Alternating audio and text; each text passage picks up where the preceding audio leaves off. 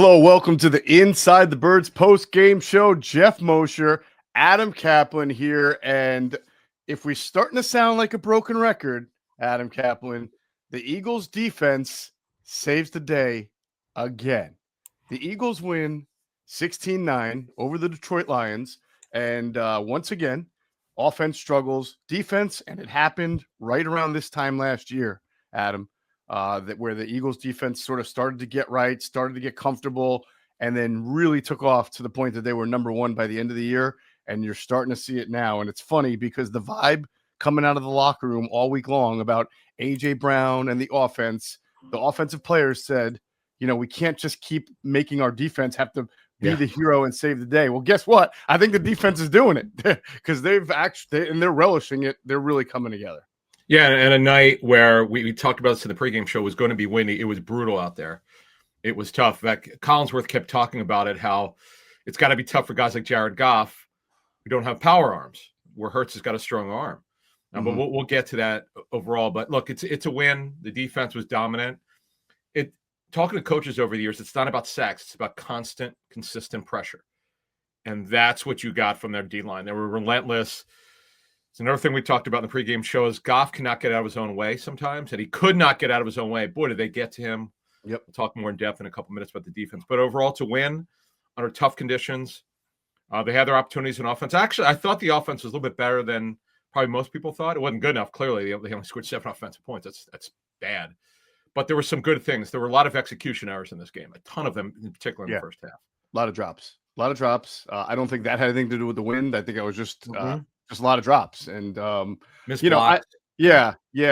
some missed blocks, some weird wonk. I mean, a very wonky night for the tush push itself. I've never seen them fail so miserably at it before, but that's just kind of a microcosm of this team right now. They take a step forward sometimes on offense, but 2 steps backwards. I mean, that's their signature play. And then you give them a chance on defense and they come up with a stop time and time again. And in the big picture here, the Eagles are 8-2.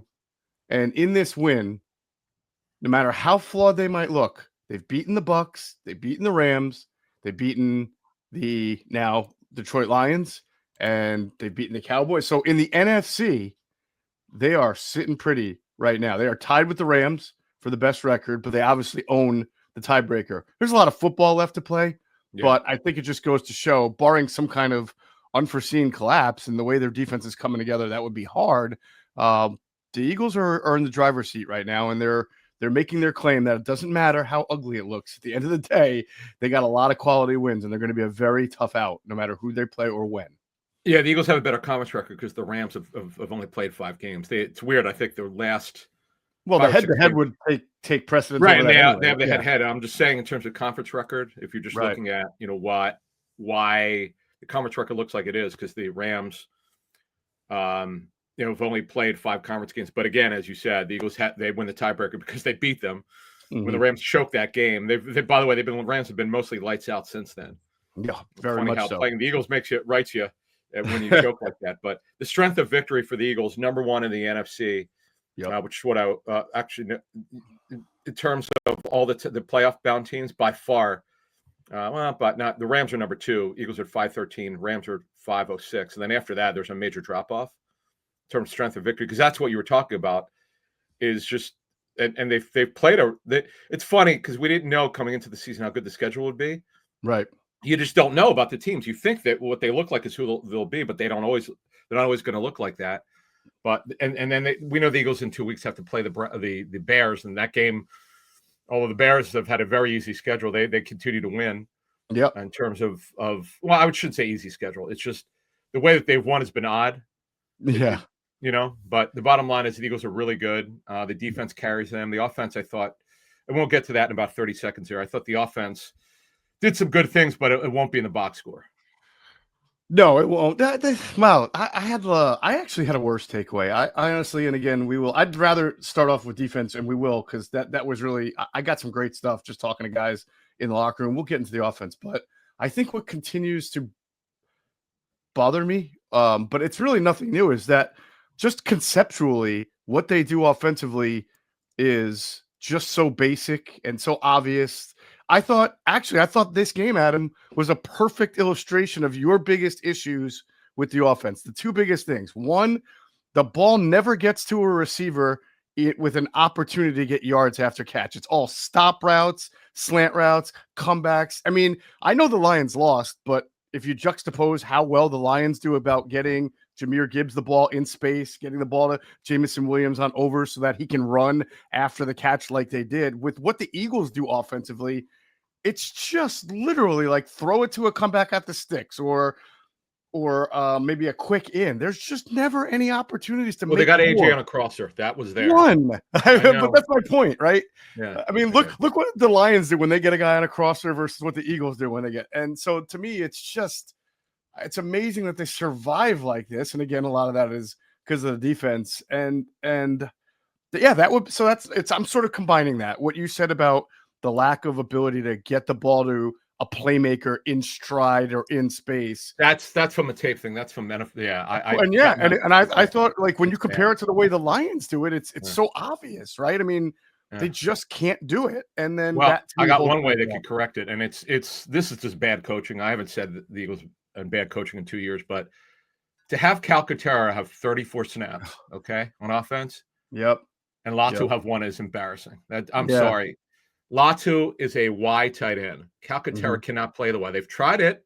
He plays the F as well, which is the offset, so you don't keep the tight end in line. I don't know why they don't have Goddard and Latu play together a lot. It's not like it's a tell. You don't know who's going to. You don't know if they're going to run it or pass. It doesn't mean it in 12 personnel where they're going to throw the football or run it. That's not. It's not a tell. It's not the point. Right. The point is Latu is a much better blocker than Calcaterra. It's just ridiculous.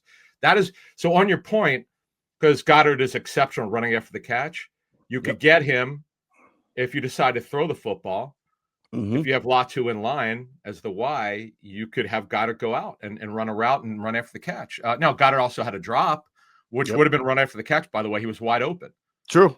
That's true. Can't drop that pass. That was a bad one. Devontae Smith drops one on third down. Right. That was a critical drop.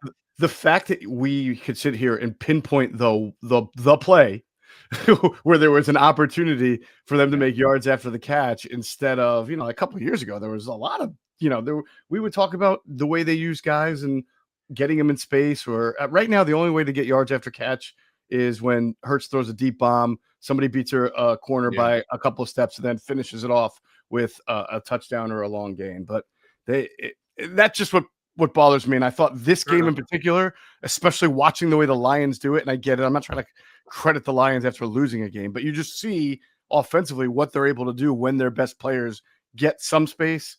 Just wish that the Eagles could figure a way to do that. But that's not the point. The point is the Eagles won. Their defense was amazing.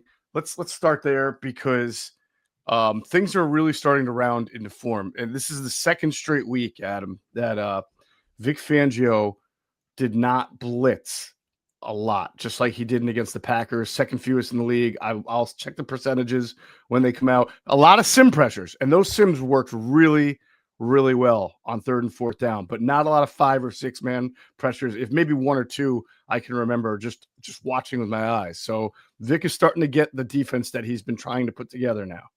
They are winning up front. I mean, that I know Tate Rowledge got hurt. He came back. He was one of the starting guards. Mahogany's out. Christian Mahogany, another starting guard, is out. But, man, they got constant pressure. It was really amazing to me.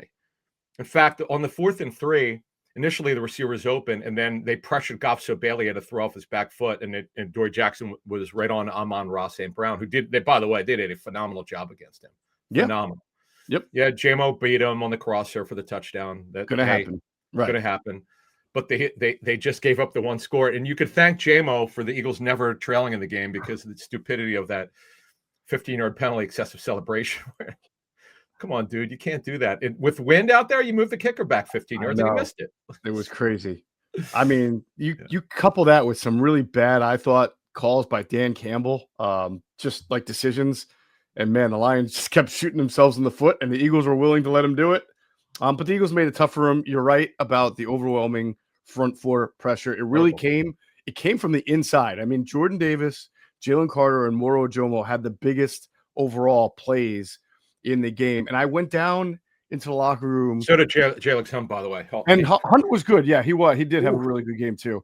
I went in the locker room to try to answer the question of what went on that they were able to bat down so many passes. Yeah. You know, I know a lot.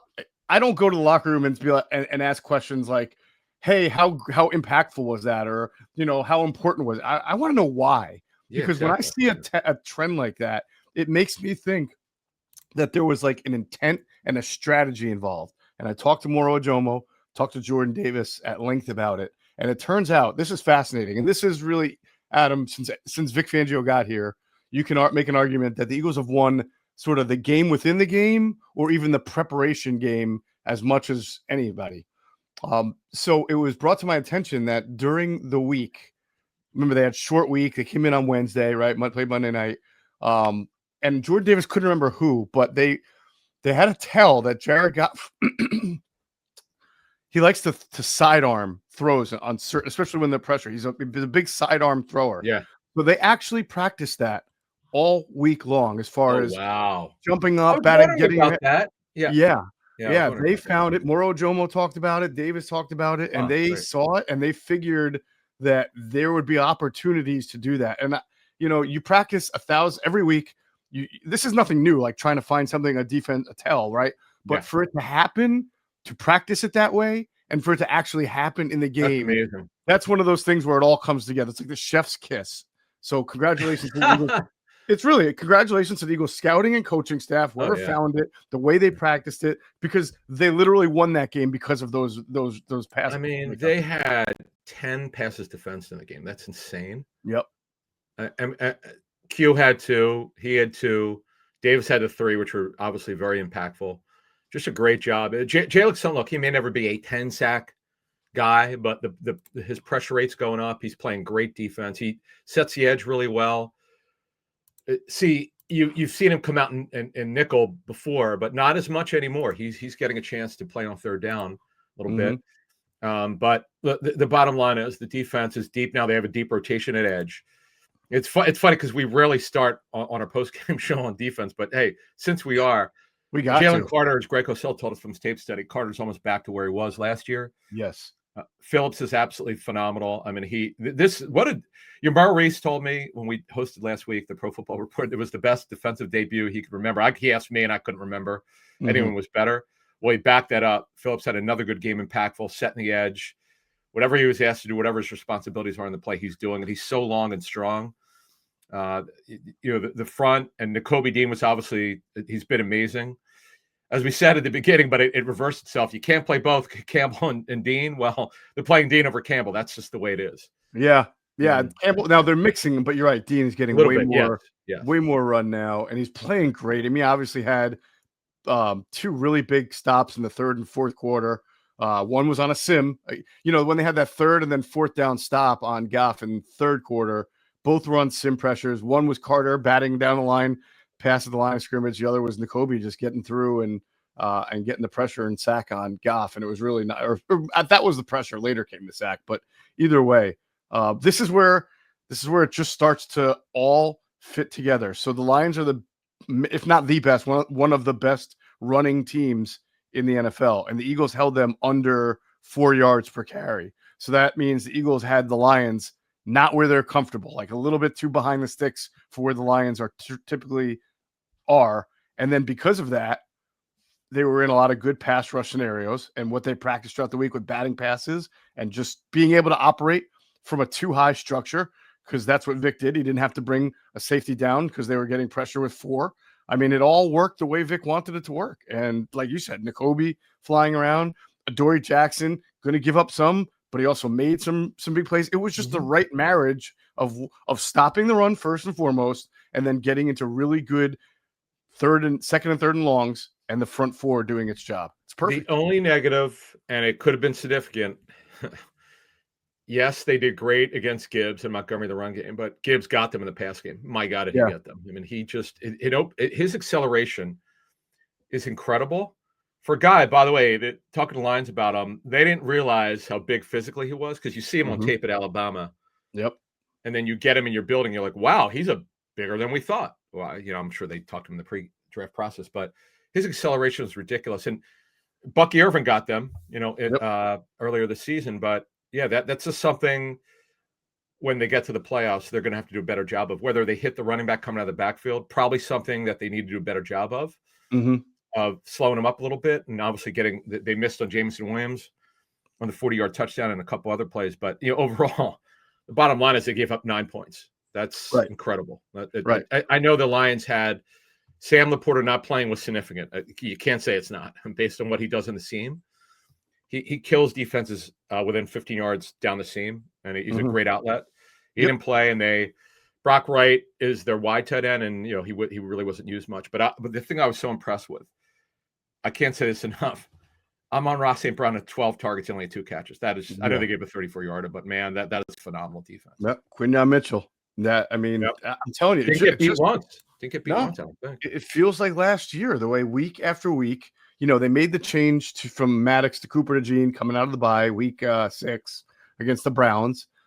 Played a couple of ugly games that they won, and then as it kept going on, the defense kept rising until the end. It was number one, and can this defense be number one? Maybe. I mean, I think we all would have thought Adoree Jackson would have been the Avonte Maddox by now and lost his job to somebody else, but it hasn't happened. But they're getting great off-ball linebacker play. They're now getting a really good front four rush with Jalen Phillips, and Quinyon Mitchell's better this year than he was last year, which is because he's a second-year player and has improved. And their safety tandem is, Makuba. We haven't really talked about Makuba since like week 4, and I think that's a good thing for Makuba because he just hasn't jumped routes incorrectly. He hasn't been in his head. I mean, he's just gone out there and played steady football.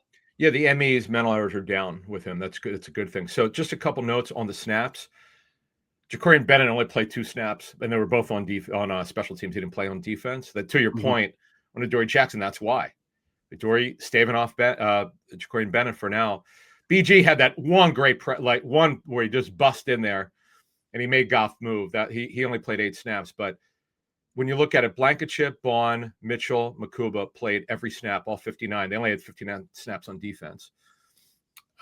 Overall, the defense did. And then Phillips played 45. Dean played 40. That on your point, remember, because Dean's the mic, Campbell, he only saw 20 snaps, and Dean played 40. And then Jordan Davis, you're seeing this a little bit more. He's not playing quite as many snaps as he has before, but maybe it's by design. He played 29 snaps. Nolan Smith snaps weren't real high at 22. Campbell, as we said, only had 20. Michael Carter, I did see them. I couldn't tell. I tried to see if they played dime or nickel. I couldn't tell by the angle. Maybe Greg has it when his guys chart at NFL Films. He played 1 snap, and Coop was in there. So you would think it was dime, but I really couldn't tell. Cooper was in there on the tush push. Right now, I'm talking about Michael Carter. Michael. I'm sorry. Yeah. I'm sorry, Carter. Michael Carter, and he was on one pass. It was on a 3rd down, I think. I think you're right. I think the Lions spread it out, and the Eagles went to dime. Yeah, I thought it was dime, but we'll get that confirmed. But overall, and Ringo did not. He was phenomenal. We got to talk about special teams in a minute. Yeah. Wow. But overall, the defense is really, really good. I don't worry about rankings. I worry about what my eyes tell me and certain metrics, how NFL teams measure. Their discipline now is super high. The mental bust that they were having, it wasn't just Makuba, it was other players earlier this season. They're not having them. And the constant pressure on the quarterback, it's not about sacks. Right. It's about getting in the quarterback's face. This is where teams don't necessarily agree with PFF and other stats services. Their pressures are you actually have to make the quarterback move off of the spot. How many times did they make Goff move? It was pretty damn good. Or even just sped up his clock. Just that too. He was about a fraction off on about 3 digs, like deep digs that, it went either off Brown's hands or fell at the ankles. And if you gave him a fraction of a second longer, both the receiver and the quarterback, then those might be completions, and those could be backbreaking in a 1-score game. Yeah. They were in his head. That's the other point I wanted to make. I'm looking at my notes here with the exclamation point. Elaine Bennis would be happy for you, Seinfeld fans. You get that joke. But exactly. And that one, yes. But yeah, it was just remarkable to me. This Jalen Phillips trade, it's only 2 games. Don't want to overrate it. Right. But this is on Howie's This could be on Howie's top 10 moves in recent memory. But wow, he's healthy, knock on wood, super high character guy. As we said, he was chiseled out of granite. I mean, yes. Wow. And the First fact that sack is an Eagle. What's that? First sack is an Eagle, by the way. It only took him until the second game. But the constant pressure that this defense gets, it's just it's pretty amazing to me. And the depth that they have now. All of a sudden, with BG back, with Nolan Smith back, with Phillips added, it's like 3 guys dropped out of the sky. Now they're on their defense. You know, it's pretty remarkable. It's funny. BG came out of the shower. He's walking to his locker. He sees me out of the corner of his eyes. He looks at me and he goes, "Hey, you're back here," you know, because I haven't been in the locker room as much as I have until this year working for Philly Voice. And I said, "Well, you know, you came out of retirement, so I had to." Hey, man, 2010 for him. Yeah, 2010 for him. Wow. I know. I still remember the day. One more thing on winning the game within the game or being the most prepared team. All right. The fake punt. Great example. Eagles had their defense out there, not their special teams. Because and Moro Jomo talked about this after the game too. He made the stop. He said, yeah, we were prepared because they know that it's in Dan Campbell's bag. It's something he's done before. I thought Dan Campbell had a kind of a bad game, by the way. Yeah. Shaky. Yeah. And so again, it's not like Dan Campbell does it week after week. He's done it occasionally enough that it's on tape and that you have to practice against it, but you don't know when it's coming. And they left their defense out there, and Moro Jomo and the front sniffed it out, and they made that stop. And that was such a critical stop. And every stop they made was critical because it was a one score game. But that was again, just being ahead, being in your scouting, your studying, your coaching staff.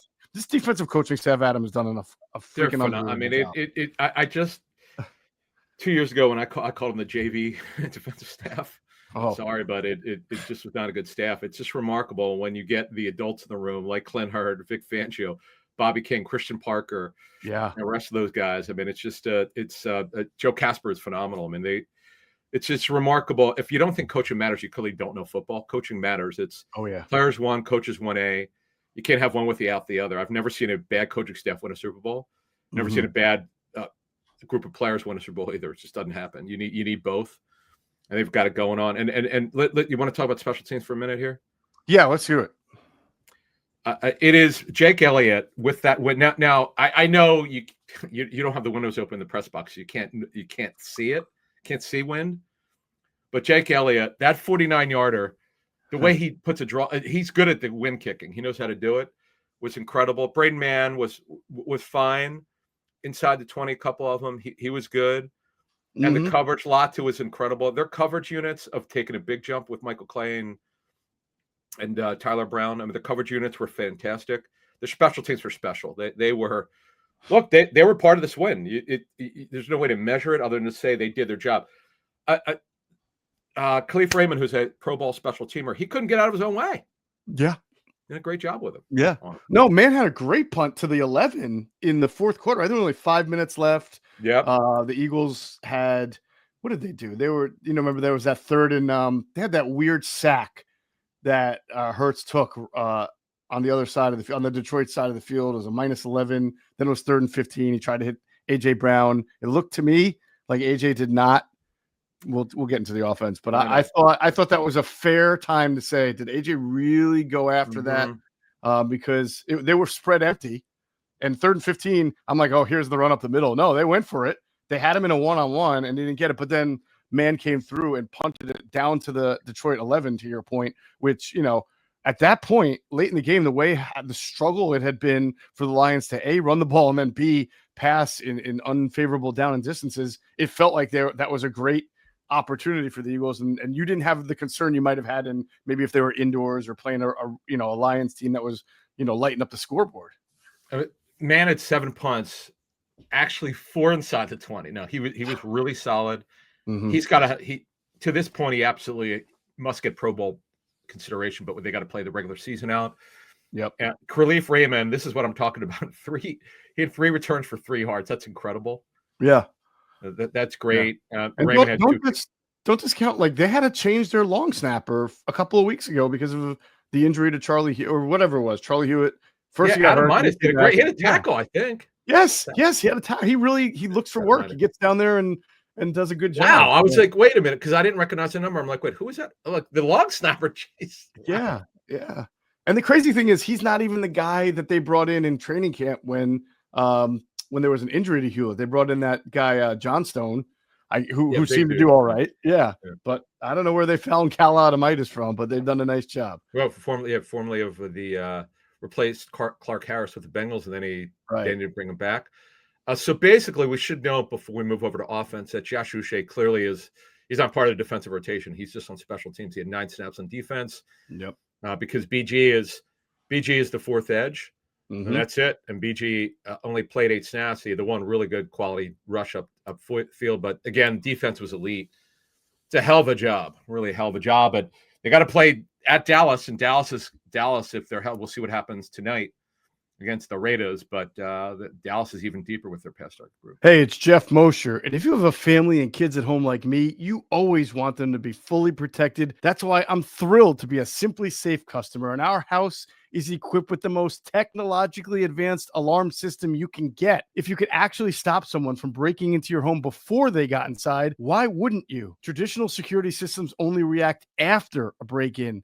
But Simply Safe is different because it stops crimes before they happen with Active Guard outdoor protection. Their AI-powered cameras detect threats while they're still outside your home, and they alert real security agents. These agents take action while the intruder is still outside and confront the intruder to let them know they're being watched on camera and police is on the way. And that's how you stop a crime before it's committed. There's no long-term contracts or hidden fees. You can cancel anytime, and it comes with a 60-day money-back guarantee. Try it and see the difference for yourself. Do not miss out on Simply Safe's biggest sale of the year, 60% off. Our listeners get 60% off a Simply Safe home security system at simplysafe.com/bird. That's simplysafe.com/bird. Hey, I still like a good night out, but I'm not always in the mood to drink, and that's why I looked for a great alternative, and I found one.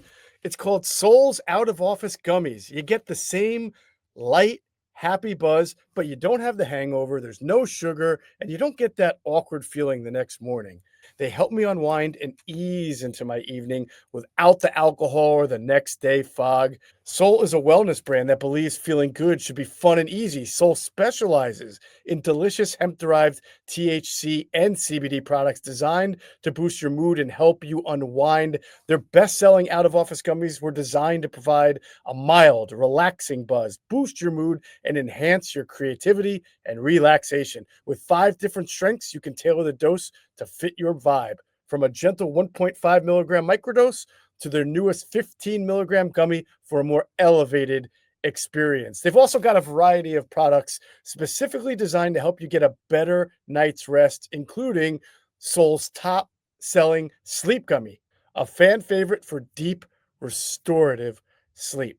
So bring on the good vibes and treat yourself to Soul today. Right now, Soul is offering our audience 30% off your entire order. So go to getsoul.com and use the code BIRDS, BIRDS. That's getsoul.com, promo code BIRDS for 30% off.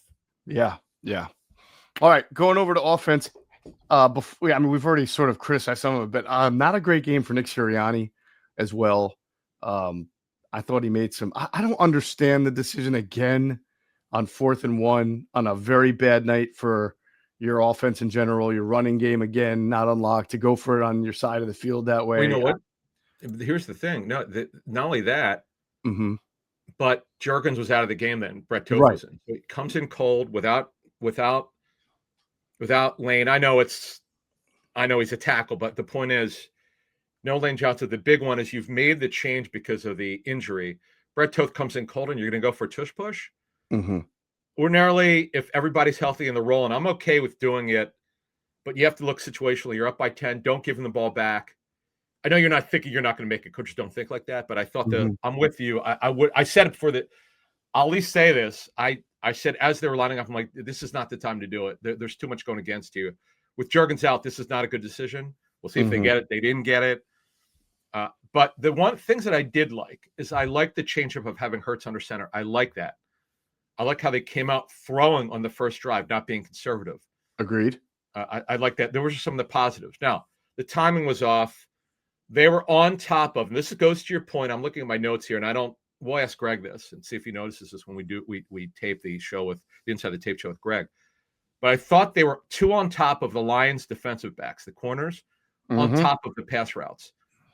It goes to your point, where the crossers, certain routes where they shouldn't be, they were sitting on routes. I thought they were sitting on routes too much. That goes to your predictability. I know that's more of a generality, but that was my issue that I had with the game, although I like some of the changeups that they had.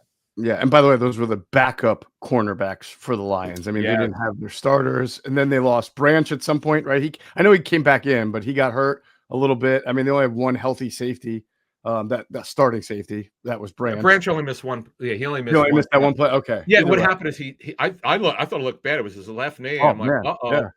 Yeah. And he actually stayed in. He didn't come out for that snap. He only missed one snap of the game. But the Eagles had a lot of advantages. Now, if the weather was better, would have it mattered? Who knows? Rock Ya-Sin, I give this guy credit. Yeah. Former Temple star corner. He's bounced around with 6 teams, and he played a hell of a game. And by the way, that pass interference that was actually a wrong call. We've been on this now for 8 years. We know the pass interference rules. It's not consistently called. That absolutely was not a pass interference on Rock Ya-Sin. That was a bad, whoever was on. I thought it was on. Oh, yeah. That was a bad call. Go ahead. Yeah. And also, just from a refereeing standpoint, and why I continue to think the tush push will eventually get banned, the aerial view, it's weird. The Tyler Steen false start, because he put his hand over he was pointing at Tyleik Williams. This is on the first tush push, right? That they called a fall, or maybe the second. He's pointing at him because he thinks Tyleik Williams is lined up in the neutral zone. But the aerial view does not show clearly that he could have not. It was not very clear. But by trying to point it out and putting his hand through the neutral zone, Tyler Steen caused that false start. And then he seemed upset that he got flagged for it. Yeah, he was shocked by it. It's like, well, you put your hand over the neutral zone. Yeah, exactly. If you're trying to point it out to the referee, but the referee's not calling it, then you are now causing the infraction. So yeah, but by the way, on Zach Berman asked the pool report, they asked referee Alex Kemp. Here's his quote: "The official observed the receiver's arm getting grabbed and restricted." Yes, the rule is you cannot restrict movement, but the problem is they had hand fighting. The ball was in the air. That to me was hand fighting. That I watched that play 6 times. That was my problem. Is that pass interference is too judgmental. And Belichick, Bill Belichick, when he was the Patriots head coach at the owners' meetings, they would want to be able to challenge every call. Yeah, because sometimes they're just bad calls. It could cost you a game or cost you yardage. It's impactful. I just didn't agree with it, but oh well. But the bottom line, though, getting back to offense, it is that they've got to be better. They only had one offensive touchdown. That drive was really good, by the way. That was a really good drive. I don't think you and I aren't agreeing on this one. I don't think it was as bad as you thought, or not as good. I did like the change-ups there. I'm just going to tell you, I like the change-ups. I like that they got Brown involved. He led them by far in targets with 11. That was but he averaged, to me, like he averaged what, 7 yards per catch. Yeah, it was bad. Now remember, like getting him involved just to say I got AJ Brown involved. There was no signature AJ Brown moment in that game. There was someone. They had a couple where coverage was tight. That was the problem. But on your point, you're being nice, man. That's like 5 backups out there. No, I hear you. Really nice. But you got to try. But on your point though, it's the design of the pass game. There's the best coordinators find a way to get guys open with space, and that's where Sirianni and Petula have to do a better job. That's on them. I mean, that's like Smitty got his 5. He obviously had the one drop on 3rd down, but he had 5 targets, just 1 catch. Look at how contested those balls were. That was the thing. There were a lot of them were contested. Now, I like the one play for 34 yards was a great throw by Hurts to Dotson. It was a broken down play. Yeah, that was not the design of the play. Right, it counts. But I know it counts, but I feel like that's their offense. Is like it is. It's too random. Backyard, like the touchdown against the Vikings to AJ Brown. That was like, you're AJ Brown's talking about. Yeah, like that. There's so much of that. I don't know. It's got to be frustrating. But really, you need to really use me, right? Yeah, get me involved within the structure. Yeah, it's too random right now. That's kind of where there are. The run game was up and down, but Bigsby, you want to talk the epitome of a changeup? you cannot adjust the way that he runs. It's so different than Barkley. Mhm. That talk about a changeup that works. The 17-yarder was beautiful, 4 for 34. He is. We questioned it as everyone else did. As a running back, are you ever going to use him? And now that they have, he's been terrific as a running back. Yes, he has been. It weirdly feels too that when he gets the ball, the lanes just look a little bit more wide open for him. Maybe it's He because puts it the outside. defense Yeah, isn't it's expecting tough. it Right. as much as when Barkley gets the ball. And I do think, Adam, some of the issues we're talking about are going to continue to linger and be more offensive line oriented. For example, they did try to get Barkley a nice little, I don't know if it was a screen. I'd have to Oh, go they rewatch the saw it. play. Yeah. But obviously, Cam Jurgens, who's just coming back and still doesn't look like the Cam Jurgens of the past, he couldn't get his body on Anzalone, right? And Barkley got leveled for I think -8 on that. That's execution. That's not like a bad play call or a lack of trying to get a guy in space. It's just the offensive line has not executed at the highest level. Yeah, and that one, and then the other one, the other screen, the Fred Johnson was late Oh God, on the block. yeah, Yeah, they missed that. Yeah, there were a ton of execution errors, but you make a good point about the structure of the pass game. It's just you have a guy's not called plays before, but remember he's running Sirianni's offense. It's everyone I've talked to who's graded Eagles tape said it looks very much the same as 23 and hmm 24. When Shane Steichen was here, I love how they give him credit, and it's fine because the results were what they were. The league had no idea how to play AJ Brown and Hurts together. right. They didn't play deep coverage like they started doing in 23. Yep. And Sirianni in particular, because it's a scheme, he's failed to adjust to what the defenses have done Right. starting in 2023. He just has not done a good enough job. That's a fair statement because we're talking to people who are telling us this, that the scheme looks exactly the same. That's on Sirianni. Also, they highly regulated the RPOs after 2022 so that they started calling those illegal man down fields, which was happening all the time, but just going unnoticed. And that really forced the Eagles to have to scale back on their usage of them because it's really hard to really pull that playoff RPO if you're going to do it as much as they were doing it in 2022 without having that issue. Oh yeah, and do want to add, I like the QB draw. Yes, with Hurts. yes. I'm Straight looking at my weeks. notes here. Yep, They two of them. They obviously had the touchdown, but on the push. But the 12-yarder was really nice. Yep. That There was was another really one nice. too. There was Yeah, one. me There were too. two.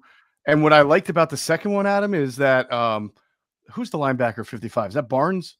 Yes, Okay, he knew the second one was coming. Like they were spread, which takes the box. they Makes went the box empty. Yeah, better. they went empty But twice. Yeah. he shot the gap because he knew it was coming, and Hurts still put a move on him, got a good block, and was able to get it. So when you have a play that the defense knows is coming and you still execute it, that's awesome. And if you go back to Monday night against the Packers, if he doesn't fumble at the end where they peanut punched it out, they're 3 for 3 on that play over the last 2 weeks. So Oh yeah, the play I against love Green it. Bay. I mean, they moved right down the field. Right. Right. They So used to do it quite a bit. They stopped doing it, I think, because it was part of the predictability, but now it's back.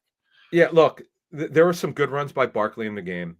Overall, we just have to accept everyone who watches the Eagles has to accept the offensive line's not even remotely close to as good as last year. It's not going to get anywhere close to elite again. Yep. You got Lane's hurt. Jurgens got hurt late.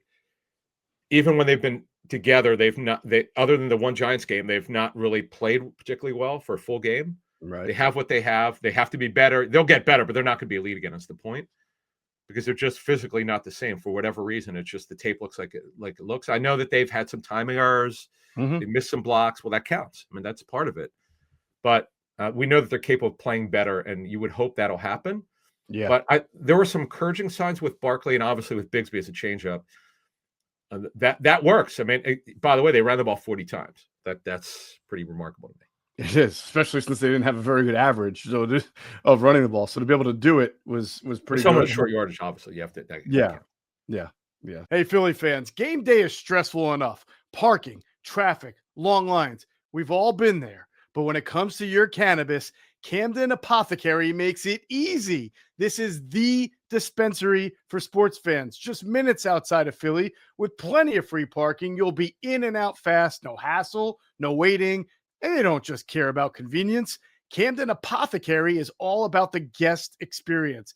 Their staff makes sure you feel taken care of every time you walk in. Plus, they carry only the best quality cannabis at the fairest prices. So whether you're stocking up for the tailgate, the watch party, or celebrating a big win, you know you're getting the good stuff without overpaying.